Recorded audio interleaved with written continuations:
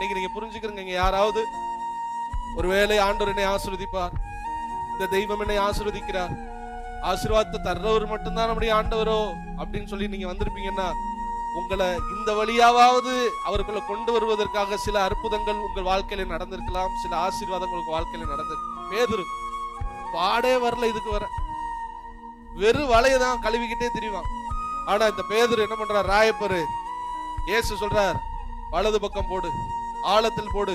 மீன் கிடைச்சிருச்சு. மீன் கிடைச்ச உடனே மீனை தூக்கிட்டு போயிட்டு இயேசுவை மறக்கல, மீனை தூக்கி போட்டுட்டு இயேசுவை பின்பற்றி வந்தார். பேதுருவை இயேசு ஆசீர்வாதத்தின் மூலமாக அழைத்தார். ஆனால் இந்த பேதுரு அடுத்த ஸ்டெப்புக்கு போயிட்டார். எந்த ஸ்டெப்புக்கு? ஆசீர்வாதத்தை தருகிற ஆண்டவர் அல்ல, நித்திய ஜீவனை தருகிற ஆண்டவரே எனக்கு முக்கியம் என்று அடுத்த ஸ்டெப்புக்கு போயிட்டான். நீங்க இப்படி வந்தது நான் குறை சொல்லல, ஏதோ சபைக்கு போகணும்னு ஏதோ ஒரு வேகத்துல நீங்க வந்திருக்கலாம், பிரச்சனை இல்லை. தேவன் உங்களை ஆசீர்வதித்திருக்கிறார், அதுக்காக நீங்கள் வரலாம், பிரச்சனை இல்லை. நீங்க எந்த வழியா வந்தாலும் ஒரு வழியில போய் மீட் ஆகணும், சந்திக்கணும். எனக்கு இயேசு நித்திய ஜீவனை சொல்லுங்க, இயேசு எனக்கு நித்திய ஜீவனை ஆண்டவர் சொன்ன